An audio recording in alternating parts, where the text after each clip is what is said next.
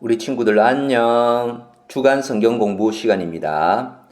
교통도 발달되고 통신도 발달되어 오히려 더 잘 모일 수 있는 상황이 되었지만 사람들은 좀처럼 교회에 잘 모이지 않습니다.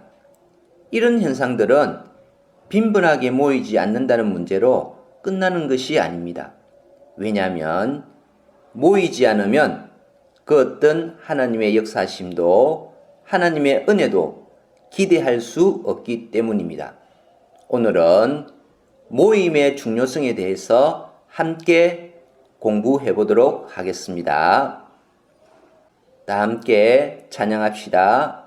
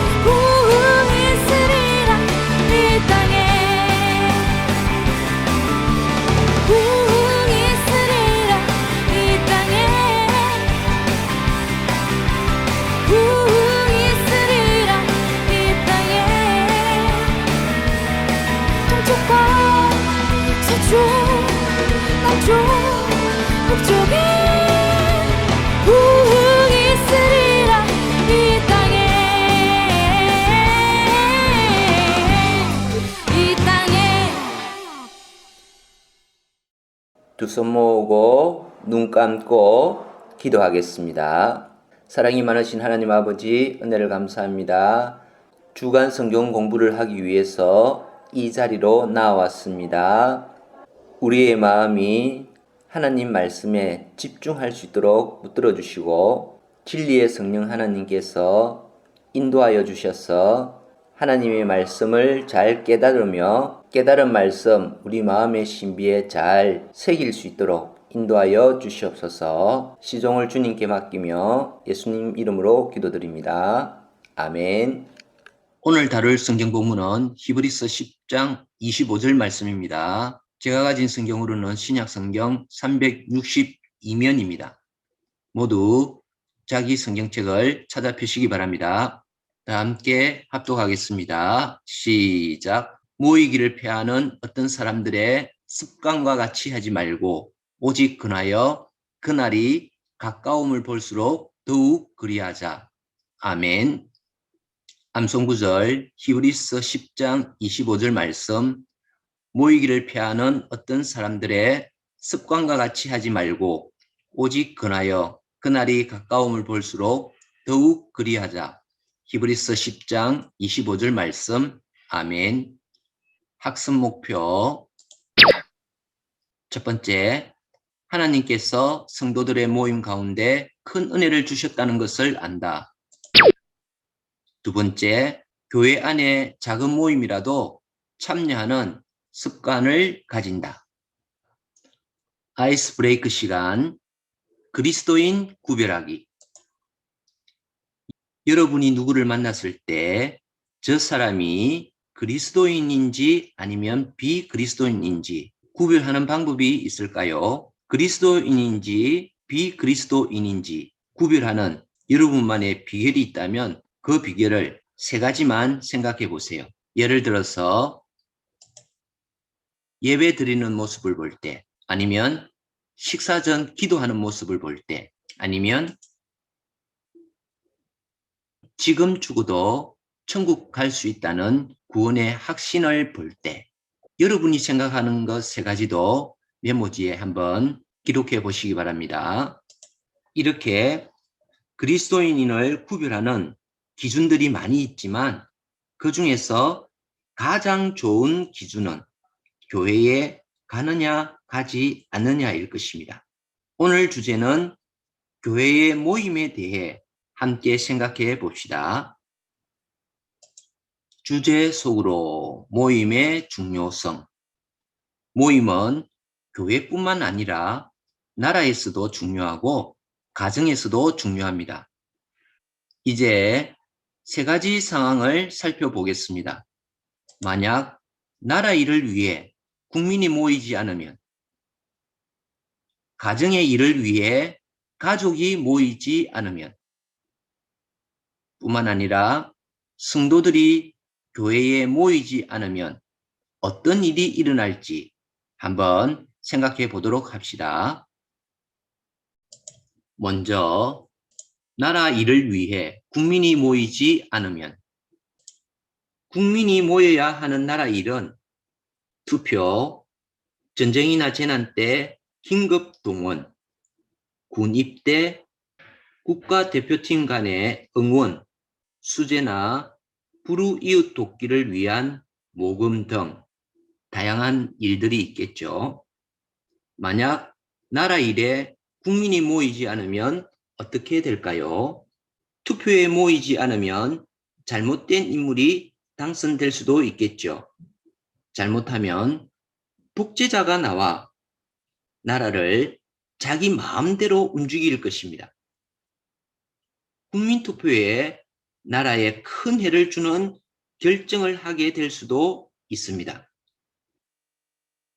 만약 적은 인원으로 투표된 사람은 대표성이 없어서 자신감 있게 일할 수도 없을 것입니다. 또한 긴급 동원 때 모이지 않으면 전쟁으로 나라를 잃어버릴 수도 있고 재난 피해 복구가 늦어져 나라에 심각한 피해를 가져올 수도 있습니다. 아마 그 고통은 나에게까지 돌아올 것입니다. 국가대표팀 간의 응원에 국민들이 모이지 않는다면 선수들의 사기가 저하되고 다른 나라의 패배와 망신거리가 될 수도 있을 것입니다. 두 번째, 가정일에 가족이 모이지 않는다면,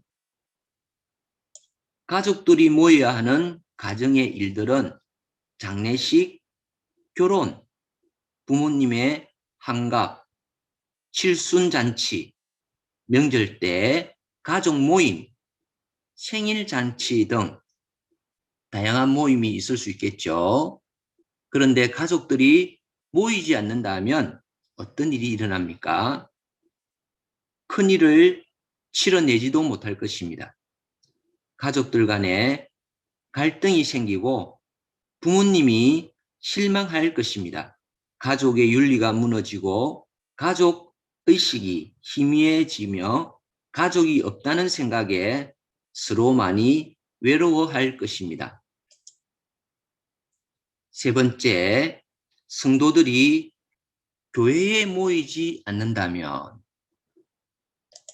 성도들이 모여야 하는 교회의 일들에는 예배, 공동의회, 구역 모임, 기도 모임, 훈련, 수련회, 여름 성경학교 등 다양한 모임이 있을 수 있겠죠.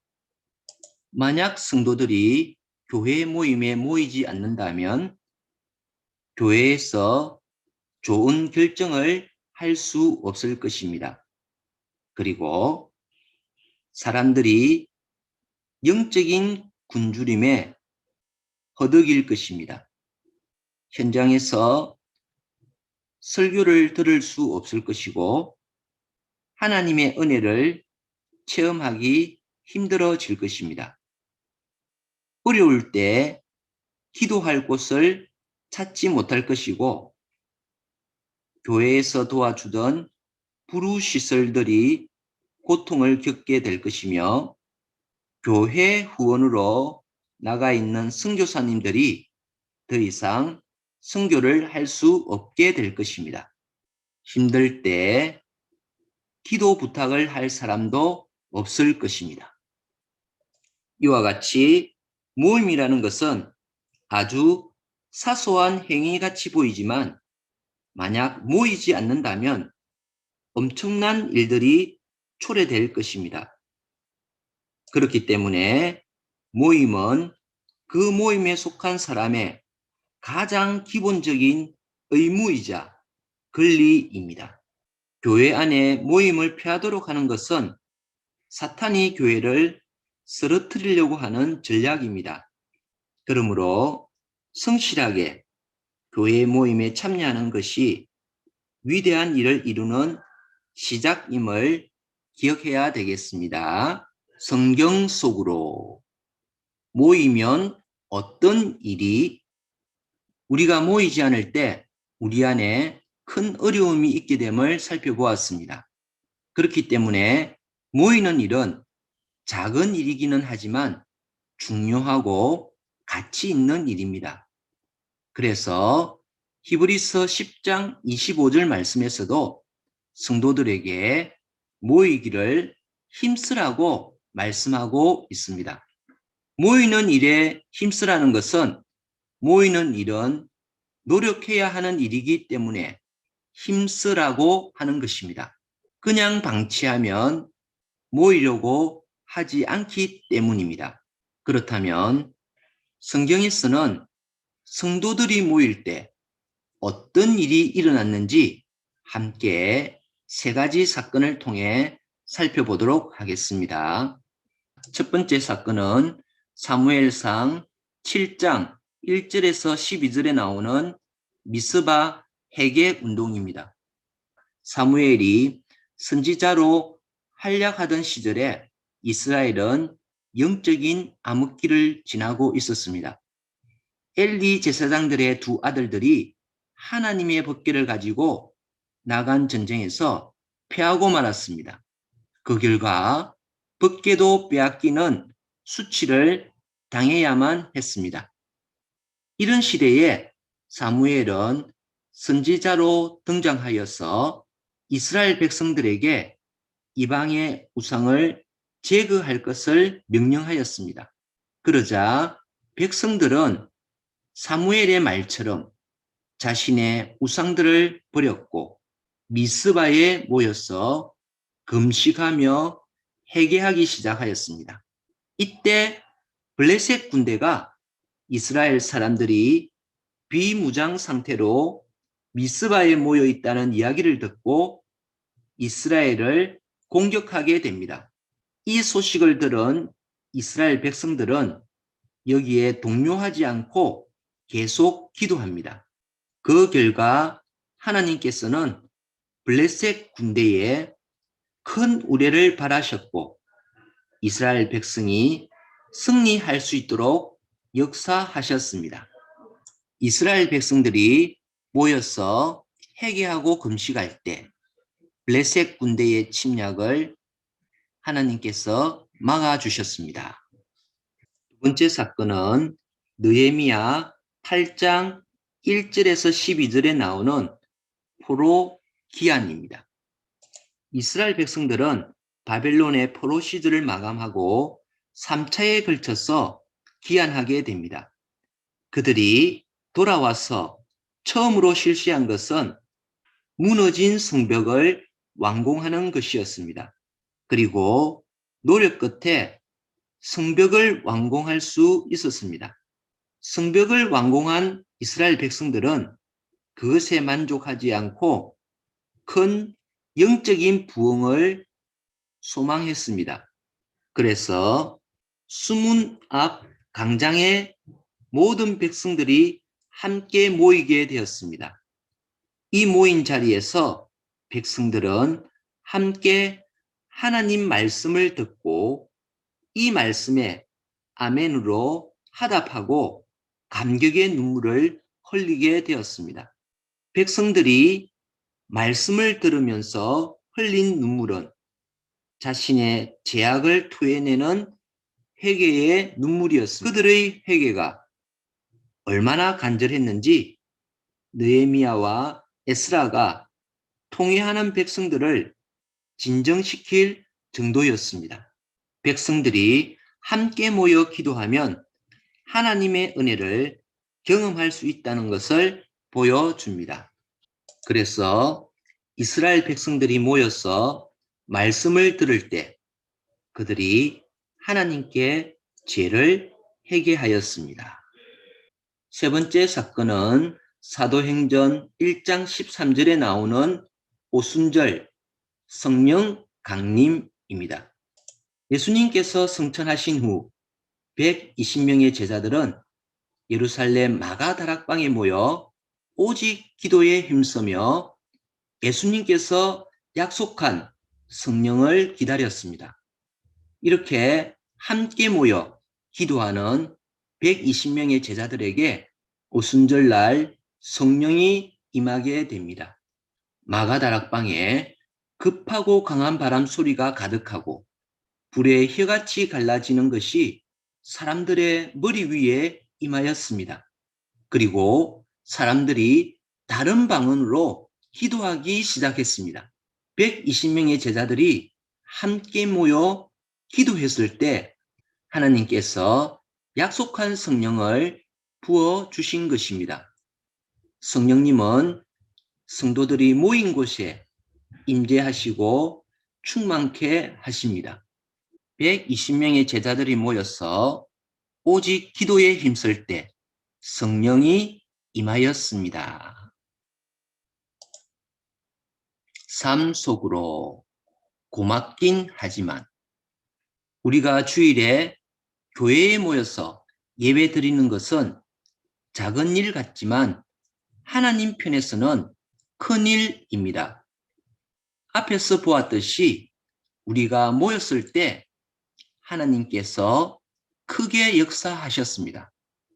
왜냐하면 모든 주의 백성들이 한 마음으로 하나님의 은혜를 사모하였기 때문입니다. 그때 하나님께서는 역사하셨습니다. 다음 예화는 미국의 대통령 카터에 대한 이야기입니다. 지미 카터는 미국 39대 대통령으로 중동 평화를 정착시키고 소련과의 핵무기 감축을 합의했으며 사랑의 집짓기 운동으로 봉사하고 있으며 2002년 노벨 평화상을 수상하신 분입니다. 지미 카터 대통령은 23년간 한 교회에 출석하며 주일학교 교사로 봉사했습니다. 대통령이 되어서도 빠짐없이 교회에 나가 예배드렸습니다. 그런데 어느 주일 급한 시국 현안에 답을 묻기 위하여 기자들이 교회에 몰려왔습니다. 이때 지미 카터 대통령의 대답은 이러했습니다. 이렇게 저희 교회를 찾아주셔서 고맙긴 하지만 땡땡땡. 자, 지미 카터 대통령은 뭐라고 대답하셨을까요? 다음 주부터는 기자님들도 자신의 교회에 나가도록 하세요. 사람의 위대함은 큰 일을 행하는 데 있는 것이 아니라 매주 교회에 출석하는 성실함에 있습니다. 기도하겠습니다. 사랑이 많으신 하나님 아버지, 오늘 주간 성경 공부를 통하여 모임의 중요성에 대해서 함께 공부했습니다. 우리들이 하나님의 임재를 사모하며 함께 모여 예배드리고 기도하며 교제하며 봉사하며 전도할 때 하나님께서는 크게 역사하셔서 모인 우리들을 통하여 하나님의 큰 일을 이루어 가시는 분임을 깨달았습니다. 사랑의 하나님, 코로나19 상황으로 인하여 모이기 힘든 상황 가운데 있지만은 하루속히 코로나19 상황이 종식되어 온 성도들이 하나님의 임재를 사모하며 함께 모여 예배드리고 교제하며 훈련받고 봉사하며 전도하는 일에 더욱 힘쓰게 하여 주시옵소서. 예수님의 이름으로 기도드립니다. 아멘. 복습게임 시간입니다. 먼저 복습게임을 적을 메모지를 준비하시고 답푼 후에는 답지를 폰으로 찍어 선생님 톡으로 보내주시기 바랍니다. 1번 문제, 핵심 구절, 빈칸 낱말 채우기 문제, 히브리서 10장 25절 말씀을 참고하시기 바랍니다. 땡땡땡을 패하는 어떤 사람들의 땡땡과 같이 하지 말고 오직 그나여 그날이 가까움을 볼수록 더욱 그리하자. 문제 2번, 이스라엘이 법궤를 블레셋에 빼앗겼을 때 사무엘과 이스라엘 백성들이 땡땡땡, 초성은 미음, 시업, 비읍입니다. 땡땡땡에 함께 모여 땡땡하고 땡땡하며 기도하여 블레셋과의 전쟁에서 하나님의 도우심으로 승리하게 되었습니다. 세 낱말을 적으시기 바랍니다. 문제 3번, 바벨론 포로에서 귀환하여 성벽을 완공하고 나서 온 백성들이 영적 부흥을 기대하며 땡땡 앞 광장에 함께 모여 땡땡을 들을 때 회개하며 큰 영적인 부흥을 경험하게 되었습니다. 두 낱말을 적으시기 바랍니다. 문제 4번, 예수님 부활 성천 후 땡땡땡 날 120명의 제자들이 예루살렘에 땡땡 땡땡땡에 함께 모여 일심전심으로 전혀 땡땡에 힘쓸 때 이곳에 약속하신 성령이 강림하여 참여한 모든 사람이 성령 충만한 은혜를 입고 교회가 시작하게 되었습니다. 세 낱말을 적으시기 바랍니다. 마지막 문제 5번, 모임은 그 모임에 속한 사람들에게 가장 기본적이면서도 가장 중요한 땡땡이자 땡땡입니다. 우리 사랑하는 친구들 수고하셨습니다. 오는 주일 건강한 모습으로 교회에서 만나요. 안녕.